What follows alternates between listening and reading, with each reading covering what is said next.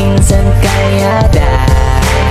Hello mga kalingap, isang magandang umaga po sa inyong lahat. At yan, kung bago pa lang po kayo sa aking YouTube channel, ako po si Vincent Calyada, ito po si Kuya Bogart. So ngayon, nandito po kami kay Princess dahil meron pong pinabot si Tita Nancy. Dahil birthday po ngayon ni Tita Nancy. Yan. Tita Nancy, happy birthday po sa iyo. At yan, salamat po sa pinabot niyo pong biyaya para dito kay Princess. Yan, nagpabot si Tita Nancy ng 9,000 pesos po. So, ayan. At kung bago pa lang po kayo sa aking YouTube channel, ako po si Vincent Calyada. Paki-like and share po nitong video ito para mapalawak pa po natin ang pagtulong po sa mga taong nangangailangan. At huwag niyo pong kalimutan na pindutin po notification bell para lagi po yung updated po sa aking mga bagong uploads. At please po don't skip ads kasi malaking bagay po yan sa pantulong po natin sa mga taong nangangailangan. So tara mga kalingap, punta na po natin si Princess. At muli po, happy birthday kay Tita Nancy. So tara mga kalingap, kamustahin na po natin sila. So ayan mga kalingap. Ako, galing lang ninyo kahapon dito. Hello tay. Akala ko naka-live ka na naman. Naka-live ako, nag-end live ako kasi nakita ko kayo. Nakita mo pa ako? Oo. Na-end live pa lang ako, oh. Kamusta? Ba't may ganyan si... Ay, gusto po. Yun. Ba't may ano siya sa ano? Kagagaling lang namin sa therapy. Ay, kagagaling. Kararating lang namin. Okay. Buti nagkaabutan tayo. Kamusta man po ang pag-therapy? Okay naman. Maganda naman yung nag-ano kay Bibi. Magaling naman yung nag-handle kay Bibi. Okay, good. Kararating lang namin. At least ay, umaayos. So, live nga agad ako. Sabi ko baka hindi ako makaabot sa oras. Kasi magsasahod na ako ngayon. Pitsa 6. Sa Bigo Live. Wow. Ayos. Sahod. Siguro mga ano naman. Magkano pa abutin na sasawarin? Siguro mga 10 naman. 10,000? Ay wow, grabe. Ayos pala dyan, ano? Yung ko sa mga susunod. Kasi nung una malakas. Eh, siyempre, naglalib ako ngayon. Medyo mahina. Mahina ngayon kasi hindi ko alam kung ba't naghina. Nung unang live lang namin. Malakas ng unang live. Malakas. Eh, may agency naman ako. Yun na magpapasahod sa akin yung agency. Wow, maganda. Kung ano kasi yung nakukuha mo dun sa na bins, yun yung sasahurin mo. Kumbaga, times 2. Iba pa yung binabagsak sa'yo, iba pa yung sasahurin mo sa agency. Wow, maganda. Kaso lagi naman namin nagagamit yung yung sa bins. Yung kinakas out namin agad yun. Pero yung iba yung sa sahod. Opo.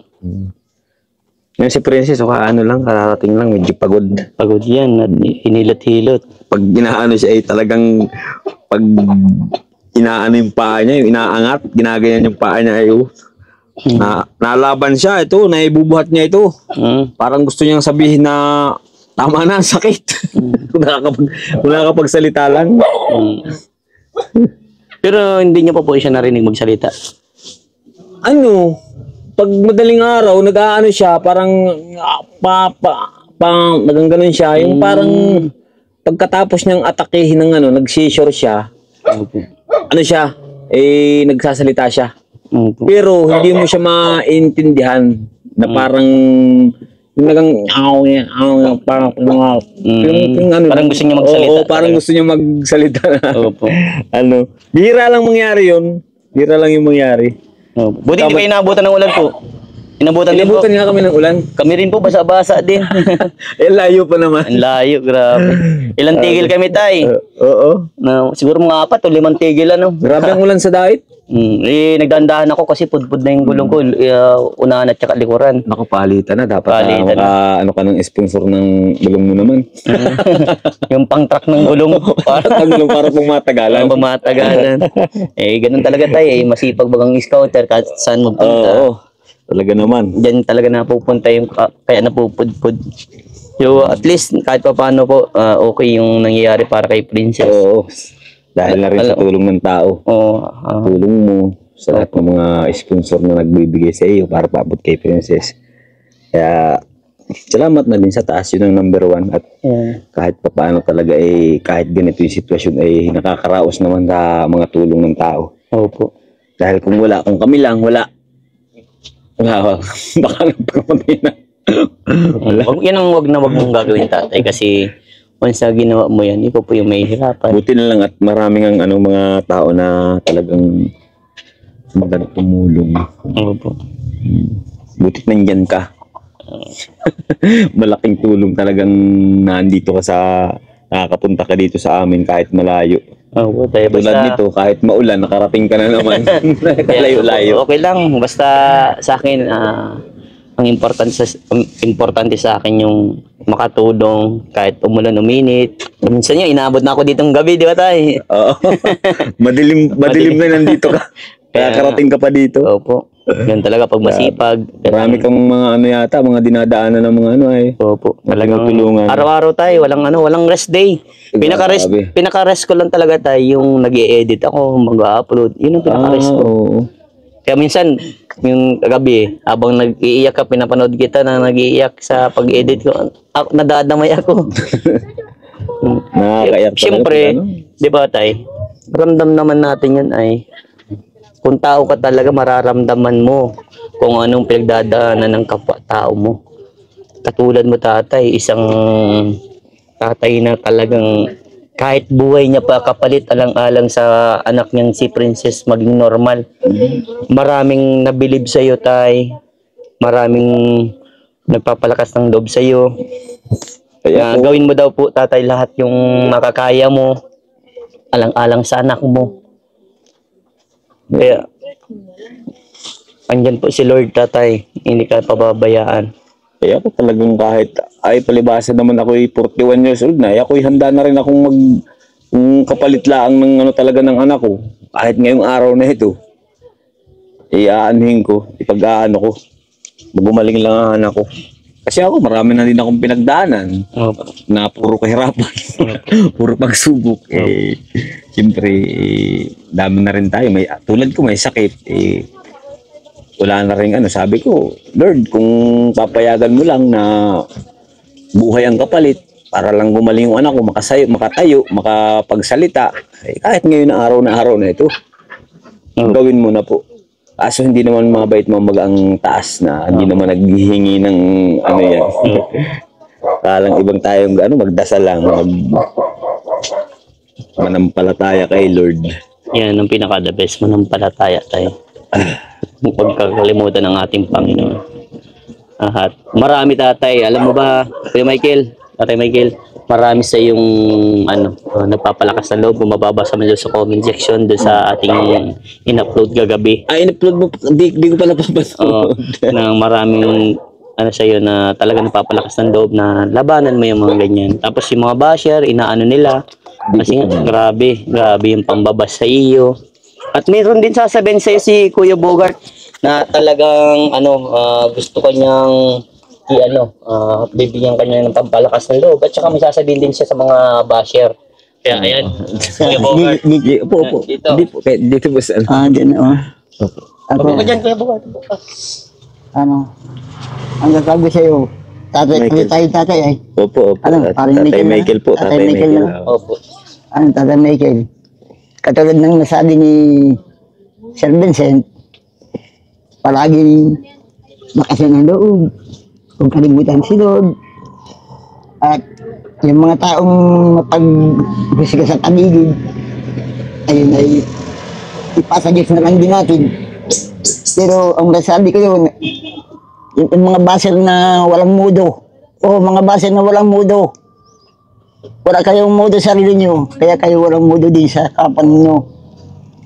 Sana, bakit hindi tayo magtulungan? Di ba? Kapwa Pilipino. Magtulungan tayo, tulungan natin si Princess na maging normal ang kalagayan niya. Huwag kayo nung mapaghusga kayo sa kapwa ninyo, mga walang hiya kayo. Alam mo kayo, mga baser, walang mudo sa sarili. Pag wala kayong mudo sa kapwa ninyo, wala rin kayong mudo sa sarili nyo, mga walang hiya kayo. Buisit. Yun ang isabahay ko sa inyo, mga baser na walang kwenta. Ang nangyari kay Princess, hindi yan niya ginusto. Tama yun. Kung sa inyo nangyari yan, sa ngayon, ngayong panahon, balikan natin yung sitwasyon, kayo ang may kalagayan na ganito. Si Princess ang maganda ang kalagayan niya. Lalaitin ka din ni Princess, lalaitin ka ni Princess, ganito, ganun. Anong mararamdaman ninyo? Mga buisit kayo. Tama yun. Kahit ako malay, Bill. Total, matanda na rin ako. Kung ako ay medyo Salamat tayo. light ako doon sa mga sinasabi ko, pero katotohanan yun. Ayan. Salamat tatay, salamat. Alam mo, Tatay Michael, si Kuya Bogart, mangiyak kaya umalis na lang siya dito, naglabas na lang siya. Kasi naiyak siya.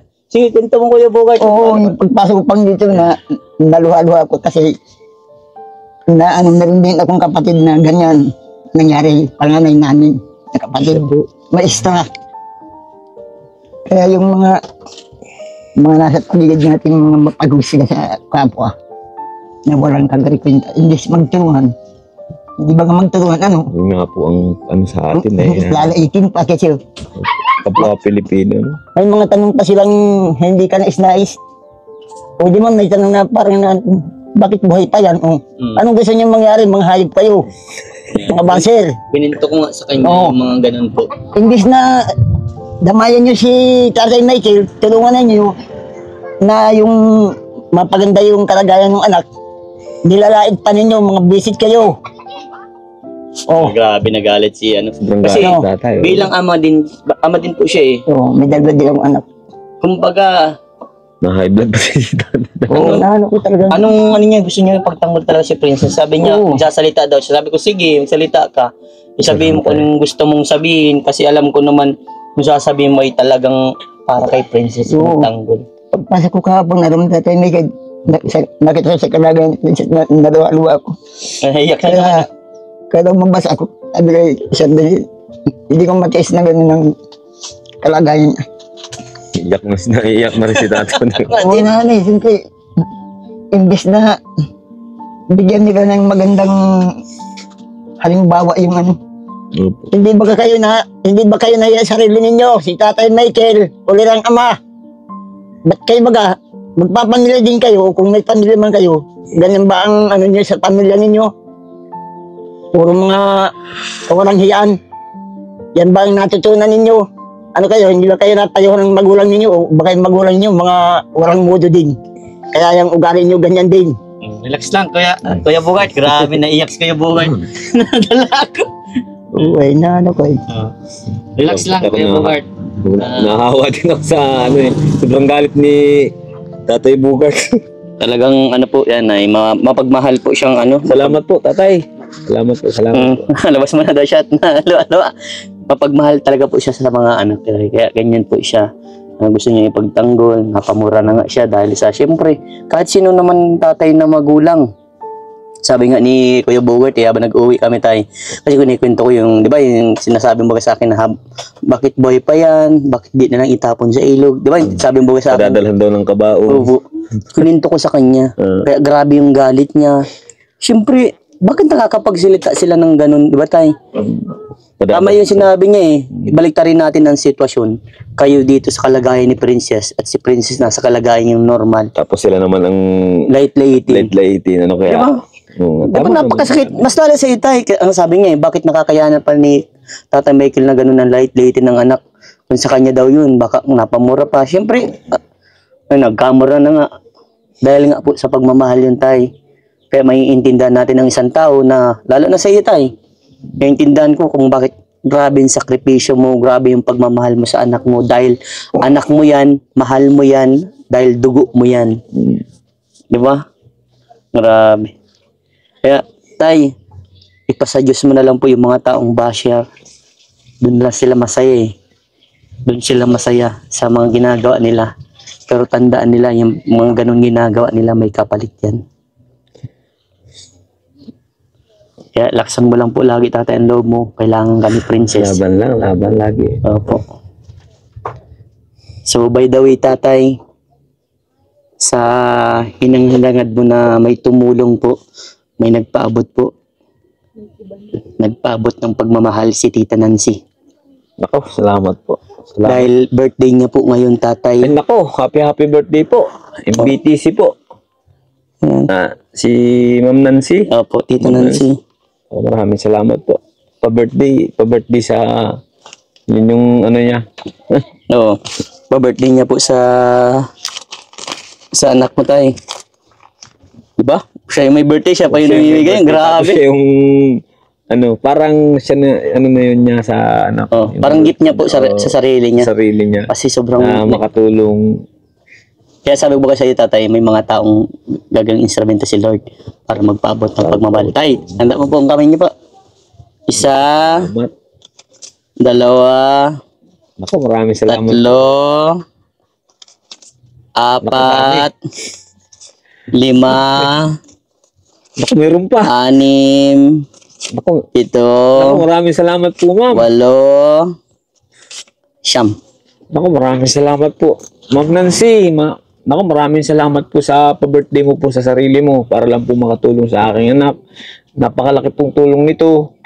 Ito po ay pambibili po namin ng gatas at gamot at pangangailangan po ni Princess. Yan, maraming salamat po. Sana po sa birthday mo pong ito, sana po maging masaya ka at mas marami pa pong birthday at dumating po sa iyo.